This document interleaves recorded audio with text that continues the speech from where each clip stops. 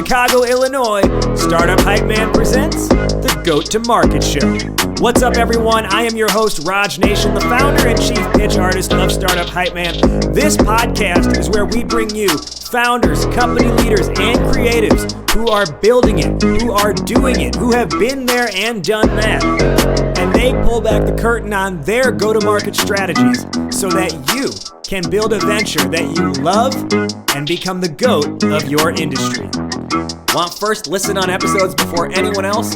Subscribe to our newsletter at startuphypeman.com. You will get alerts every Sunday morning when we release new episodes. All right, let's hear how today's guest is becoming the GOAT. Ladies and gentlemen, making his way to the microphone from Scottsdale, Arizona, and currently residing in Redwood City, California. He is the CEO and co-founder of WorkRamp. Please welcome Ted Blosser.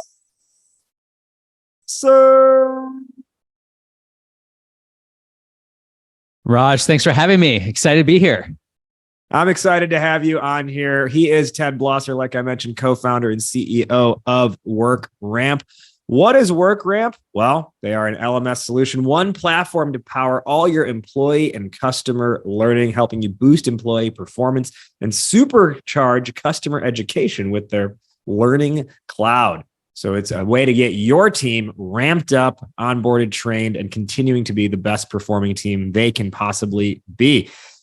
WorkRamp has done a lot in not that long of time. They have managed to raise $67 million since their inception, just in the mid-aughts, I'd say, or actually I misquoted. The aughts are pre-2010, right? So post-aughts, since their inception in 2015, they've been able to raise $67 million from the likes of Salesforce Ventures and others.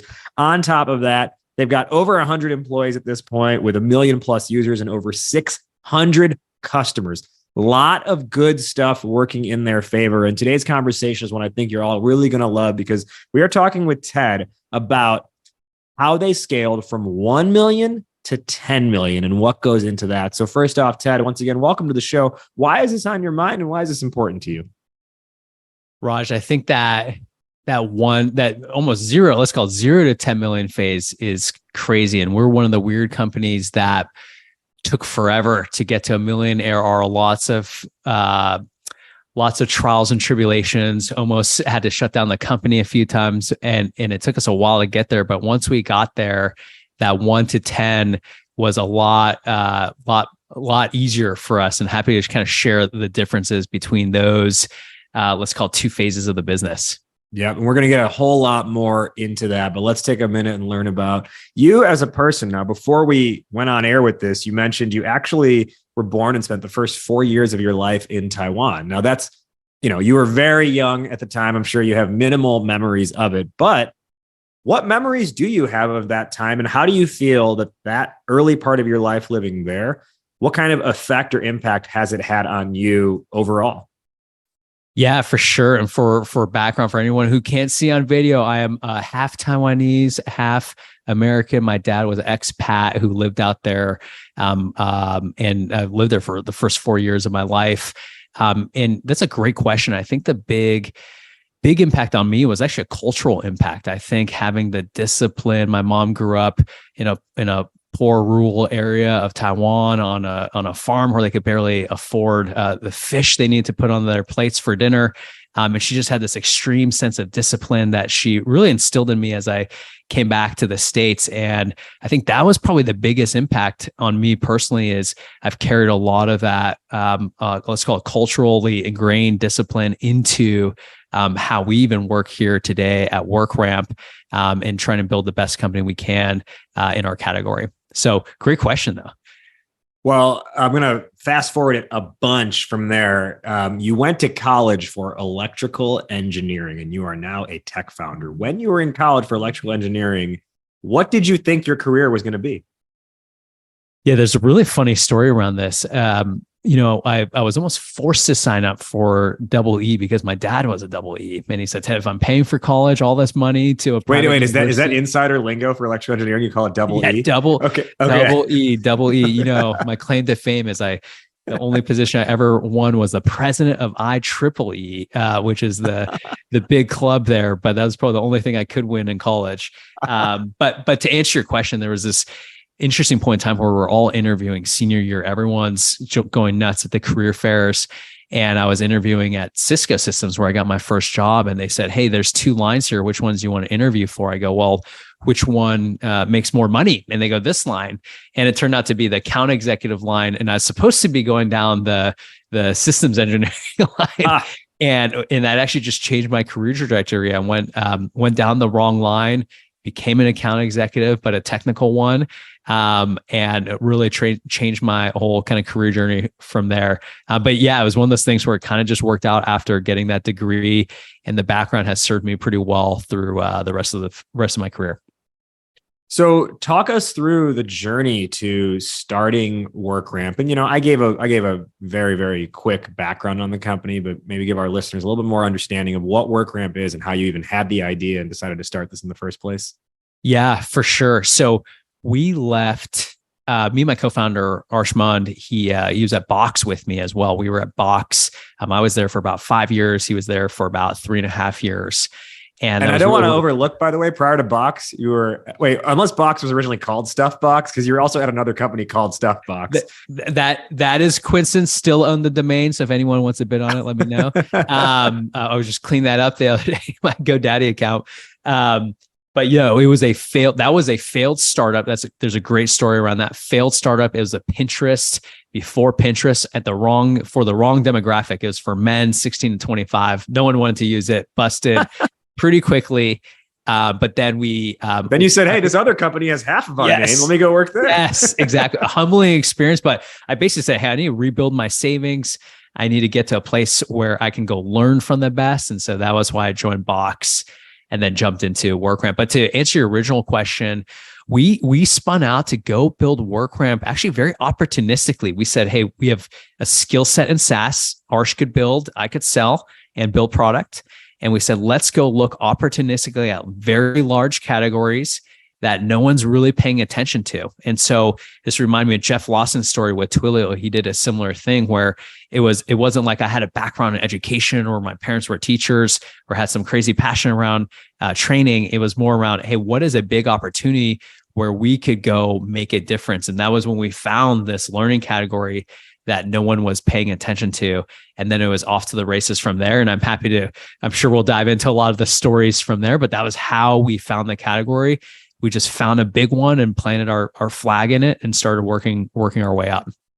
And you really have worked your way up, right? Like, Box became an early customer. I'm sure you were able to turn back to them and say, hey, work with us. But aside from that, actually lay customer with Box, they took like 4 years to sell. Okay. All right. So it wasn't an easy turnaround and work with us. Okay. So that's good to know. Lattice, Outreach, some of these like major, like enterprise tech companies at this point are customers of WorkRamp. So let's dive into our main conversation for today, which is that journey of scaling from 1 to 10 million. But what's interesting is we could have titled this Scaling from 0 to 10, but we specifically chose 1 million as the starting point. And that was, by your request, actually. So how would you characterize the difference between going from 0 to 1 million versus 1 to 10 million? Yeah. Those are very distinct phases in the business. I remember our $1 million celebration. There's about 8 of us, went to Napa, got to hang out as a team. But that 0 to 1 took about 3 years, and I had so many naysayers at that time. Like, look, this is 3 years going and you're not even at million ARR. Like I felt like I was disappointing investors and my employees. Like that was a hard slog. And it had a whole set of challenges that were very, very different than 1 to 10. Once we hit a million, we kind of could see the writing on the walls like, hey, we can go hit 10. We just have to do X, Y, and Z correctly. Whereas 0 to 1 is very uncertain. And we'll talk a little about that. That was our phase of getting what we call go-to-market fit. And I like to say go-to-market fit instead of product market fit for certain founders, because a lot of the time it's more around go-to-market fit. And so that was that 0 to 1 phase. And then 1 to 10 was really about starting to learn how to scale. And that happened much more quickly for us. We went 0 to 1 within about in 3 years. And then we went 1 to 10 within about 18 months from there. And so that shows you kind of the difference in scale of how long it took to get to that first milestone, and then how much faster we could hit escape velocity afterwards. So let's kind of walk it back then. I think go-to-market fit is not a term that most founders are familiar with. They've heard product market fit. I don't like that term, but I do think this go-to-market fit is interesting. When you say that, what do you mean, and why do you think it's that versus product market fit? Yeah. So this is specific to, let's call SaaS companies who are building solutions in existing markets. And even if you don't think it's an existing market, it probably does exist by this point. There are very few SaaS companies that are kind of getting invented out of thin air that people haven't thought about or haven't tried to sell. And early on, I always thought that the product was always kind of there. It was like the LMS category itself was a 20-year-old category. And it was like, look, the product's not rocket science. Yes, we are using new technology around it. We had the latest and greatest in front-end UI. We made it highly integrated, had a very data-driven. So all the things that maybe the legacy incumbents couldn't have, but the product was more or less there. What we struggled with was, how the heck do we sell this and bring this to market? I'll give an example. There's a point in time in around 2016, 2017, where all in one day's work, I was selling to a nursing home in New Hampshire, a biking company, I think is in Ecuador or Colombia, a trucking company in Chicago, and then Square, the company Square, or now known as a Block, out here in San Francisco on an on-site. And so you could see how you have literally four different companies, 4 different personas within those companies, all different sizes, all asking for different things, all using the same product. And so that problem really perpetuated to why we couldn't really sell much. And I remember sitting down with Steve Laughlin from RelateIQ one day. I called him up. I said, hey, I need some advice. He brought me into the RelateIQ office and said, Ted, you are just all over the place with your go-to-market. Like, you need to go decide on. He was like, go-to-markets, plural. Like, yes, yeah, exactly. Like, what are you doing? And he just wrote this simple chart on a whiteboard. I still remember it vividly. And he's like, look, here at RelateIQ, we say we only sell to people under 100 employees that use Google Apps. You can't even sign in without a Google Apps sign in. And this is our target market. And we're selling to sales CRM buyers. You need to go figure that out for your category. And that's exactly what we did to go get to that go-to-market fit. And once we did that, there's, obviously a little tweaks on the product, and we prioritized a few features over other features that were, let's call, a little more specific to the go-to-market that we were going after now. But from there, that's how we start to scale from, get to 1 and then scale from 1 to 10. Yeah. Well, and I'll tell you a related anecdote that I can share from personal experience. And I may have said this in some episode in the past, but my first business, and this was on a much smaller scale, but we struggle with that same thing, which was like, who is the right buyer for this? And the moment when we knew we needed to shut it down, is we had an exhibit booth at 2 different conferences on back-to-back days. Thursday, we were at an ed tech conference selling, we had developed this personal branding program, basically. And so we were at this ed tech conference, and we were there being like, oh, there are people here who are looking for jobs. They need to have a personal brand in order to get hired to these companies, et cetera. The next day we were it was called the Google Lake Effects Conference, which was for artists, creatives, and creators. And we were selling the same, we were promoting the same product at our booth there, being like, oh, if you're an artist, like, you got to have like a brand, right? And we had the exact same product, 2 different markets. And then we came back on Monday and we were like, what are we doing? Now, we ultimately, we tanked the whole thing, but you plowed through. So I am curious, like, why didn't you just give up in that moment and be like, we don't have a market for this. We can't figure out our market. We're doing the wrong thing. You persisted. Yeah. Yeah. You're spot on. And we persisted, and there's a lot of turmoil internally to figure that out. It's like, hey, because once the counterintuitive thing is, as a startup founder, and you've probably heard of like the Paul Graham trough of disillusionment, where it's like you think you're going to take over the world and you drop into this trough of sorrow and then kind of work your way back up. I was basically, when we were working with all the personas, we thought we were going to take over the world. We could serve all the personas. And then we dropped into this trough of disillusionment, and working your way out was choosing one of those personas. And it was hard. It was like, we had to get people on the bus and off the bus. Some people off the bus who self-select as like, look, I'm not buying into just this one persona, and it seems like a small vision, but it's what we had to do, right? But it was pretty obvious. We kind of knew it the whole time, which ended up being the sales enablement persona at companies under 250 or 300 people. Like that was, and mostly high tech Bay Area. That was how focused we got. But it felt right. We kind of knew that in our heart of hearts the whole time, but we were afraid to jump all in on that. But we knew it was there, but it was like, do we have the guts to actually go make the move? And we had to. It was kind of like, look, if we didn't do this, there's no way we were getting to our Series A, and time was ticking, and we had to make a decision and make a bet. So that was a bet in and of itself. I think it's so important that you had to make that bet. And here's the challenge when you don't know who your specific market is there's a difference between good revenue and bad revenue, right? Like good revenue informs your next decision. Bad revenue distracts you from it. And it can be really hard if you're kind of being pulled in 4 different directions at once, because whichever direction you choose, you said it takes guts to do that. It really does, because you're also saying, I'm going to intentionally sacrifice these other 3 things that have paid me money. Even if it's not good money, it's like, you're trying to keep the thing afloat, and you're like, I'm going to sacrifice these other things that have paid us money and could still pay us money to just go all in on this one area. That level of specificity is required, but it's not easy if you have that pulled in multiple directions base that you're coming from. Yeah, I remember sending my co-founder the podcast from Kyle Porter at SalesLoft. And I think it was like 7 or 8 million ARR he was already at before he pivoted over to SalesLoft. And I was saying, hey, if this guy has the guts to switch over at 7 or 8 million, we're at like 100,000 ARR, or 200,000 ARR at that time.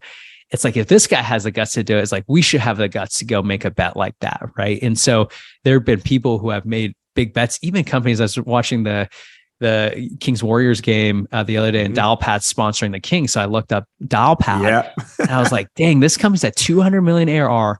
And the CEO, Craig Walker, is burning the ships on AI. I'm like, this guy is crazy, but it's crazy how much conviction some of these founders have to have or do have, and they push that through the company. That's a big bet. This guy is betting the whole farm on the AI push. Not like everyone else who's just kind of dipping their toes in the water, but it shows an example is like, hey, you have to make these big bets at certain points in the startup journey. I noticed that as well. I was like, oh, interesting. The Kings jerseys are sponsored by and it's weird because it's like, that's a name I see every day almost, right? Like being in tech. Like I'm used to seeing sponsorships being like major insurance companies or whatever. And then I'm like, Dialpad, that's interesting. And then I was like, oh, they're a lot bigger than I gave them credit for if they can sponsor NBA jerseys. Yeah, one of our investors is Vivek Ranadive, the owner of the Kings. But I was like, where are my tickets, man? Like, no tickets, no jersey logos. But maybe in the future we're aspiring to that. Okay, so you create this specificity. So now what changes once you cross $1 million? Yeah, there was a lot of change past $1 million. I could talk at a high level about some of those changes, and then some of the things we ran into. But once you hit $1 million, that 1 to 10 journey almost feels a little bit more like autopilot, but it's all about distribution scale. And so by the time we hit $1 million, we were about 12 to 13 employees. And then 1 to 10, we went from 13 employees. I'm trying to think back now to about I think it was about 60 employees by the time we got to 10 million, 50, 60 employees. And then that time is all about building all the different functions and getting ready for scale and just getting the repeatable model going. And so you'll hire and fire some sales reps. You will build out your first CS team for real and start maybe even segmenting that CS team. You now have more than 3 engineers now. So before, literally, when an engineer would go on vacation, we would freak out, right? Because you literally didn't have that redundancy. But that 1 to 10 period was all about the scale that we need to hit, and then figuring out, hey, what works and what doesn't work in that scale. And that's actually, we have a ton of learnings from that, but it felt a lot less existential. I actually slept way better at night 1 to 10 than I slept 0 to 1, right? Way less stress. And it's more about just figuring the things out. And you have a few more shots and a few more kind of arrows to shoot at the target, because you have some more flexibility to make those mistakes. And is it because you've got that foundation in place now, and you're not like, I don't want to sound like crass in saying this, but like, you don't have to worry about the next dollar, where the next dollar is coming from as much? Is it that where you can sleep easier? Yeah, I would say, to be very specific, the point where we really felt comfortable was after our Series B. So our Series A, you raise 8 million, and $8 million, you can only make a few mistakes and die. Then when you raise your Series B, so we raised our Series A in April 2019.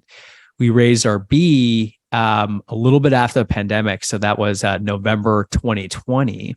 And that was a $17 million Series B. And that was right around 4 million ARR. But once we got that to that scale, you kind of knew you weren't going to die unless there's something existential like the SVB crisis, which probably caught us all off guard. But after that point, you could kind of sleep better at night, because you can screw up more things and not die. And so you could have employees leave. You could have a wrong go-to-market model. We'll talk about one of the mistakes if we have time, where we went upstream to enterprise too quickly, and we could recover from that mistake. And so there's just a lot more mulligans you can have once you're kind of in that 1 to 10 scale. Whereas before that Series B, and especially before that million ARR, you can't make that many big mistakes and survive. I do want to get into that. And I also want to get into how you started to expand the product as well. But on that note, as we think about product here, and everyone listening, I want you to just take a moment to reflect on, what are you doing with your product, and how are you building it? How are you building it from day one, and how are you scaling it up? If that's an area where you need help, well, guess what? We've got some friends named Akeva. They are the software development partner that's going to help you go from 0 to 1. So as I like to say, whether that's blockchain or no chain, or Web3 or Web2, or it's a mobile app or a B2B SaaS like WorkRamp, Akeva builds it at startup speed and enterprise level refinement. And that's why startups like Stride Health, Haveno, Olive, Side, and so many more trust Akeva from their first dollar all the way to their $1 billion valuation. And they're here and they're ready to help you become the GOAT to market. Just recently, I referred one founder to Akeva because they said, hey, we're about to onboard these new enterprise clients, and we got to make sure that the tech doesn't break. There was another founder who was like, hey, like, our app can only do this much. We need it to get further down the roadmap to get here. And I was like, talk to Akeva. If you haven't even built your app yet, talk to Akeva. Their co-founder is separately a tech startup founder himself, aside from launching this. So, he knows exactly, and he's built into the ethos of the team there. They know exactly what you're going through on your journey and at what stage you need to make what decisions to make sure your tech is going to be solid and not break as you grow. So Akeva is where it's at. If you want to learn more, just head to akeva.io. That's AKAVA.io. Today on the Goat to Market show, we're with Ted Blosser, the co-founder and CEO of WorkRamp, talking through their journey of scaling from $1 million to $10 million. So Ted, before the break there, you mentioned the mistake of going upstream too quick. Share more on that. Yeah, this is one classic founder mistake we made, where when you're sitting in the boardroom, when you're scaling 1 to 10, the natural reaction or prevailing wisdom of most board members and even internally was, hey, let's go Wilhelm. Let's go upstream. We had a couple big wins under our belt that we had closed. These are like the Workivas of the world, the Boxes of the world. And we said, hey, you know what? We could go do this at a 10x scale, right? Let's go get every other customer that's enterprise onto our product. So I was more comfortable in enterprise personally. I came from Cisco, so I understood how to value sell. I knew how to sell to executives. And so we spent a good, let's call it 6 to 9 months prepping our team to have basically a big bet mindset. So they would have to go get big bets in their pipeline. They would have to learn how to sell to executives. We would have account planning sessions. We just pretended like we were enterprise vendor.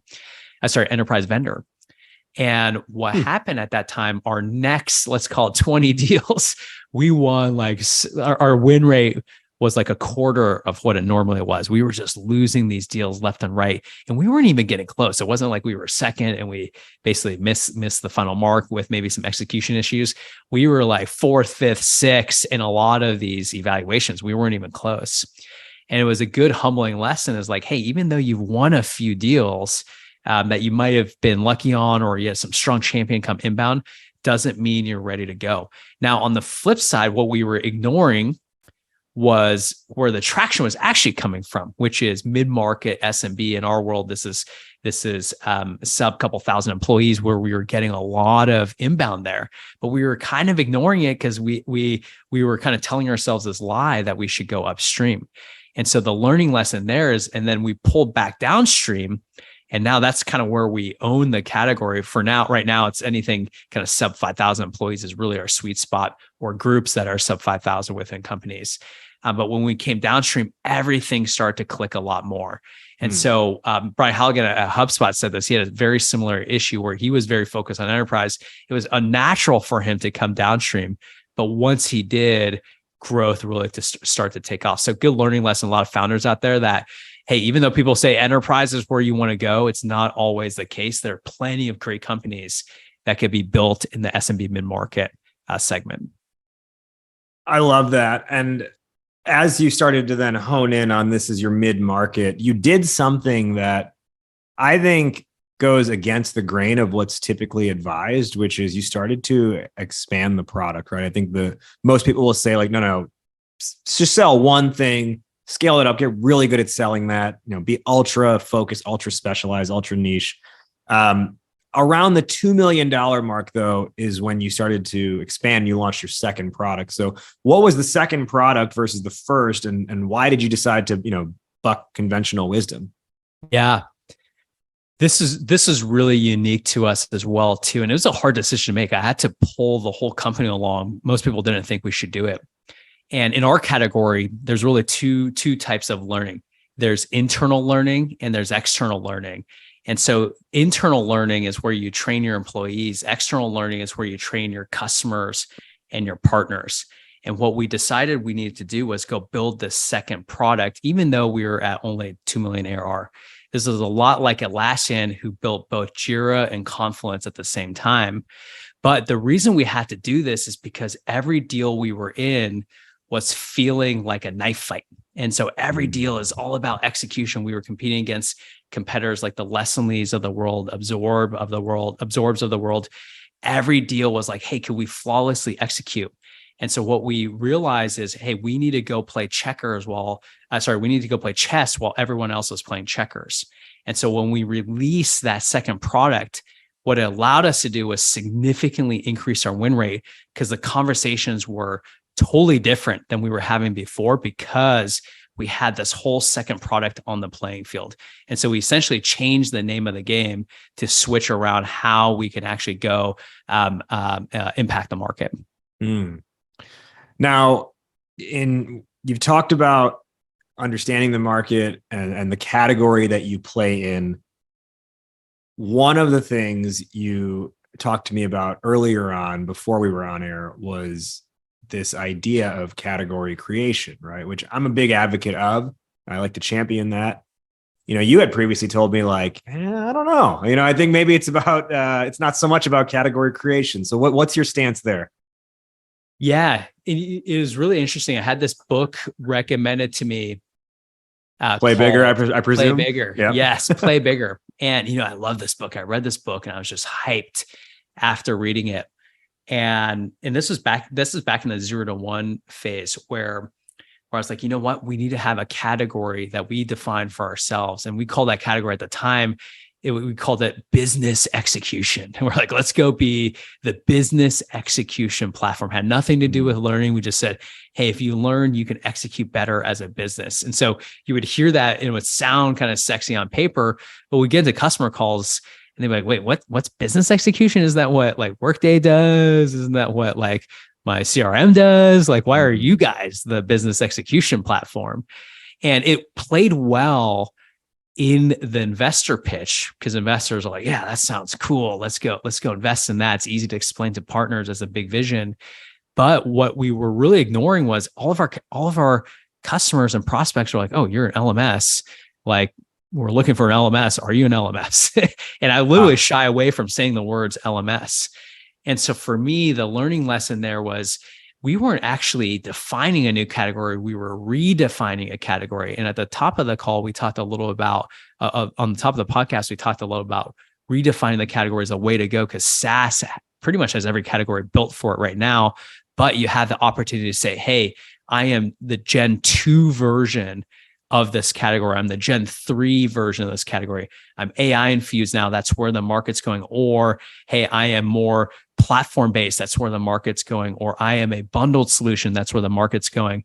And so that's where we were able to say, hey, we are redefining how this category should be built. And for us personally, we said, hey, the future of this learning category is what we call the learning cloud. It is a new age LMS, which bundles all of your different learning needs onto one platform itself. I think so. What I'll share sort of in response to that, like for our clients at Startup Hype Man, specifically our sales narrative clients, what we work to accomplish is them carving out their own category. However, what we don't obsess over is what is the name of the category. It's more so, can we develop a narrative that gets people to think differently about their situation? And the name can be figured out like once you've kind of started to bring people, into a certain promised land.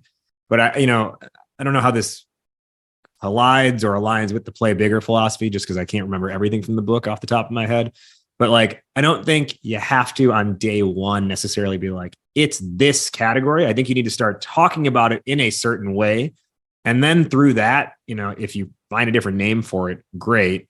Or if it's technically the same category, but you're executing on it in a, totally unique way, then you've started to shift the mindset of who's there.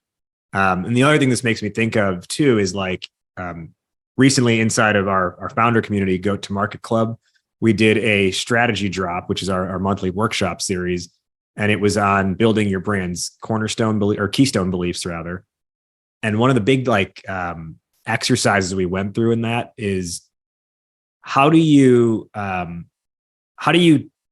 tell your market how they should be thinking about their situation, their problems, et cetera. And one of the phrases that came up was like almost like a template phrase is,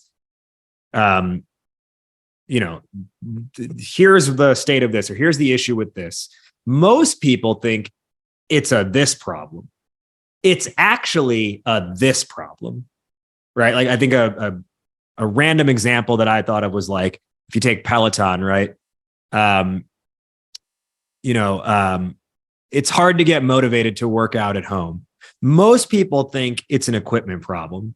It's actually a community problem, right? Like then now you get someone to be like, wait, what do you mean when you say that? And I feel like similarly, you were injecting your brand, WorkRamp's brand, like keystone, cornerstone beliefs into these conversations. Yeah. What we were missing though, exactly in that Peloton example, I'll give you more of another example I had when I was evaluating other software earlier on when we bought Gong.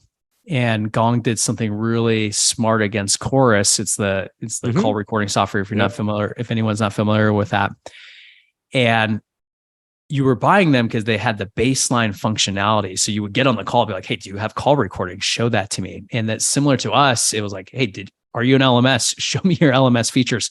That's fine. You need to make sure you check that box on the call. But if they're taking 10 vendor calls and we were taking a couple vendor calls, you need to lay the foundation of how you're different. And then the Gong example, the way their difference is they say, hey, we do call recording, but what we're really doing is revenue intelligence. Let me show you these 3 or 4 other things you're doing. And that was what we missed in the pitch. We were only showing the 3 to 4 other things we were doing differently. So that was kind of like, hey, that was the new fun stuff. Executing on the basics, but not executing on the basics. Yeah. Which is usually what I see startup founders make the mistake of. They just go jump to the shiny, fancy differentiators. You need to talk about that, but you need to make sure you get the checkbox checked for why they're cutting a check in the first place. And then over time, you can upsell them, cross-sell them, and get them into other products. But you got to make sure you get the core category, core budget locked in first before you explain the differentiators. But you should always explain the differentiators, because that's what they will remember, and that's what's going to win you the deal. The Gong Chorus War from 17 or 18 to 2021. I think there should be a book written about that, and Apple TV Plus should commission a show on it. There was a fantastic LinkedIn thread. I don't remember the author who I think it's the outreach guy, right? I think so. He was like, I had a front row seat to the Gong Chorus War. And one of the things he talked about in that was, so to your point, was like, he said, Chorus continued to trumpet their technology. Gong trumpeted the market and the utilization of the technology. Yep. Even though they had, they were fundamentally building the same things, right? One spoke to it in more or less customer language. The other one spoke to it in engineer language. Yeah, for sure. Conversational intelligence versus revenue intelligence, just right there, right? It's like everyone in a company has conversations, but not everyone in the company works on revenue. So let me do one final question here before we begin our wrap up. We've talked about the journey of 1 to 10. What are your early predictions here in the next milestone, which would be 10 to 100 million? Man, this will be a really fun and interesting time. Obviously, our next milestone we're trying to get to is $100 million. And you know what's interesting? I talked to a lot of founders, and so many companies stall. I would call it between 25 to 50 million ARR. That's really, I call it like the slowdown period. That's the period, whether you're going to make it to become a IPO-able company, or if you're more of like a private equity company, or let's say you transition a little more into bootstrap lifestyle type of business. And for us, the thing we need to nail, and I got this advice from Jack Altman, our board member, CEO of Lattice, is the thing that accelerates you in these phases these days is continued product innovation on your market. And so for us, we took an approach where we're going down market, bundling learning solutions. We want to handle every single learning program within a company and leverage product momentum and innovation coupled with great distribution. And we think that's what's going to get us to 100 mil. And so right now I'm literally spending half of my time on product R&D, making sure we're rolling out the right products. We have a lot of great products in the pipeline. And then 2, making sure we have a really well-oiled machine on the go-to-market front. The companies I think that slow down in that time period, like I mentioned, are usually not executing on one of those fronts. Either they kind of stop innovation and focus too much on go-to-market and distribution, or they do a lot of innovation and they just kind of mess up their go-to-market. But if you have to nail 2, unless you're just money's just falling in your lap and you stumble on something crazy. But usually at enterprise SaaS, you have to nail both of those really well to propel into 100 million with momentum. And so, and not be a geriatric by the time you get to $100 million. So let's begin our wrap up. Where can our listeners find you and learn more? Yeah. So personally, you can find me on LinkedIn. That's where I spend most of my time. So I connect with anyone on there. So just send me a connection request to the profile name Ted Blosser. If you want to learn more about the company, workramp.com is our domain. You can connect there as well. Who is one person you want to shout out who's been influential on your journey? I'll shout out someone recently that's a little more top of mind, our CRO, Lori Jimenez. She just came on board. She was a former colleague of mine, but she's really brought in a new perspective, a new sense of rigor and discipline into the company. Really great culture fit. And she is doing a great job as our new CRO. Really excited to see what she's going to bring to the company. We'll now do our top 1 or 2 lessons or takeaways for the listeners based on our discussion today. I'll go first, and I'll toss it over to you. The topic today was scaling from 1 million to 10 million. We talked about a lot of good stuff in this episode. I think what I want to dial into and make sure everyone walks away with is the importance of focusing on distribution at scale. You unlock distribution at scale, and everything becomes easier from there. Ted, 1 or 2 lessons or takeaways for the listeners? Yeah, I think the biggest thing, this is just a theme across a couple of topics we talked about, is just don't be too proud or tied to your idea. Listen to what your customers are telling you. I was too proud thinking about the category we were creating. I was too proud around, hey, focusing on just one segment, right? But kind of toss that aside. You just got to do what customers are asking you. That's where you'll get your growth. And basically don't have too strong of beliefs that you hold on to, because the market's always changing, and you could most likely you're always wrong. You got to make sure listen to what the market's telling you. My final question, which is how we end every episode on this show, fill in the blank, Ted. Entrepreneurship is blank. I would say entrepreneurship is a marathon that requires consistency. And so, especially in the enterprise SaaS category, you see Jason Lemkin talk a lot about that. It's a 10-year plus journey. It's totally true. Be ready for the marathon, be consistent, but bring the energy every day to make sure you can keep everyone motivated. Entrepreneurship is a marathon. It was a marathon that requires consistency. Is that, yes, get that right? Exactly. All right. Exactly. I love it. I wish I have 100 more questions I want to ask Ted, and listeners, if you have questions as well, I'm sure there's a lot of more things that are bubbling up to the surface as you've been listening to this. Guess what? The journey doesn't end here. Ted's going to hop into the Goat to Market Club this whole first week that this episode is live. And that's where he's going to be doing an Ask Me Anything directly with you. So get your questions ready. He's there to answer. If you've got questions around how they decided that they were going to redefine the category, how they started to, expand the product and continue their go-to-market journey. If you got questions about what it's like being a startup founder with 3 kids, right? These are all questions Ted is happy to answer inside Goat to Market Club. So if you're not a member, what are you waiting for? Join at startuphypeman.com/GTM-club. That's startuphypeman.com/GTM or startuphypeman.com/GTM-club. Your first month is free, and then it's $9 a month after that. You can cancel anytime. Join now to get that AMA with Ted. Once again, Ted, thank you for joining us today on the Goat to Market Show. Raj, it's great being here. Thank you. That does it for this week's episode. Thank you again to our guest for joining and sharing their knowledge. Did you like what you heard? Well, leave us a rating and review on your podcast app before you head out of here. And while you're at it, who's one friend who you think would find value in hearing today's conversation? Go ahead and share the episode with them. I would really appreciate it, and I thank you for doing that.